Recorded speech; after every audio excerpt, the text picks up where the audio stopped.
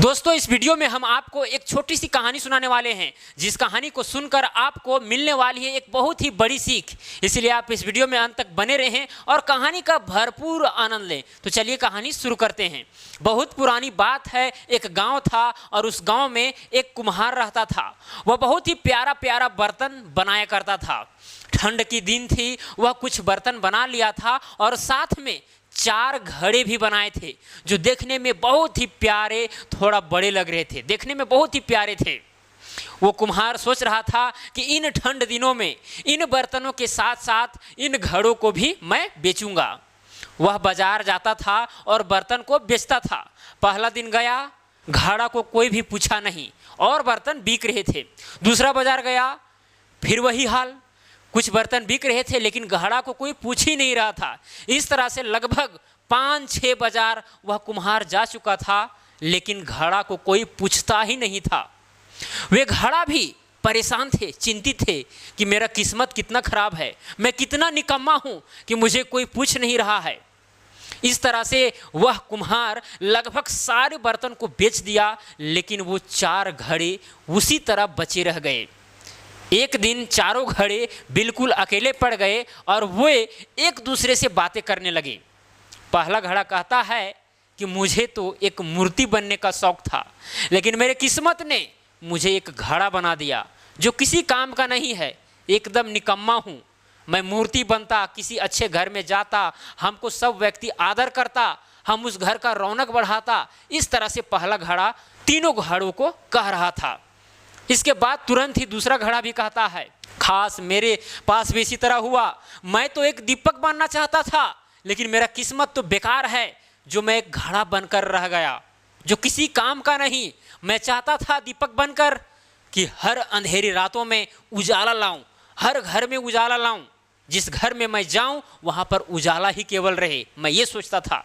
लेकिन मेरा भी किस्मत बेकार ही रहा, जो मैं घड़ा बनकर इसी तरह पड़ा हूँ।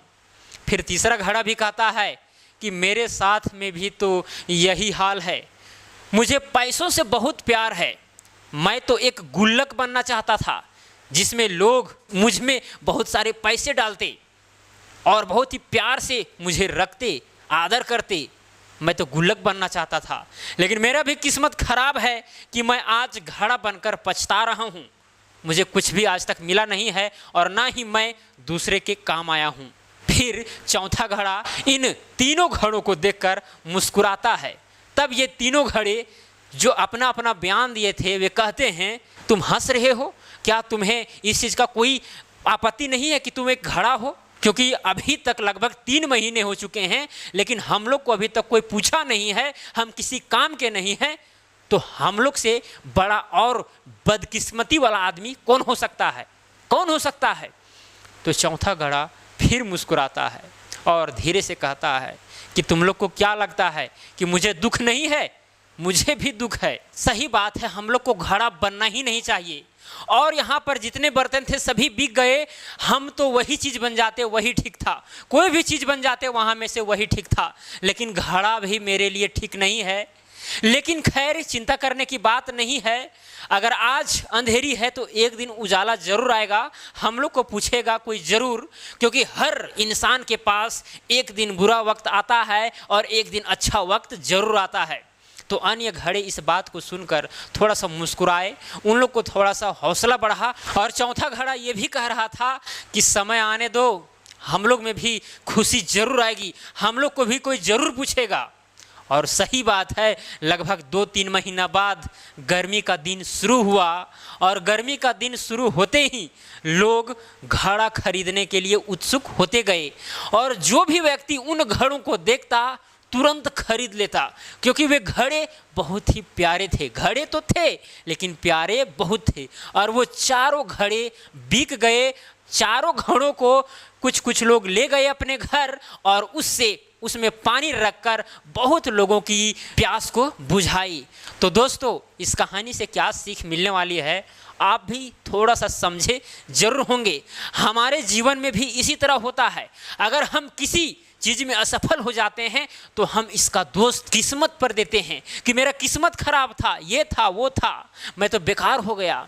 लेकिन चिंता करने की बात नहीं है, आप धैर्य रखें, आप भी जो हैं आप किसी के लिए अच्छे हैं और आपको जो प्रकृति ने बनाया है कोई चीज़ करने के लिए बनाया है।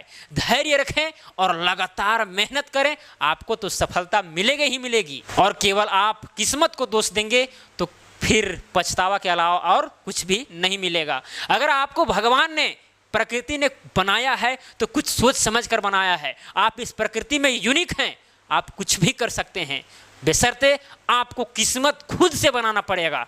किस्मत आपको नहीं बनाता है, किस्मत आपको खुद से बनाना पड़ता है।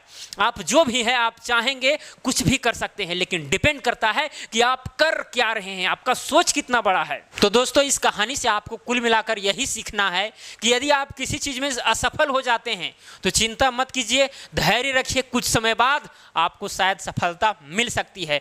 धैर्य रखना बहुत ही जरूरी है और अपना मेहनत को बरकरार रखें, किसी न किसी समय में आप भी चमक सकते हैं। तो चलिए आज के लिए इतना ही, अब मिलेंगे अगले कहानी में। धन्यवाद।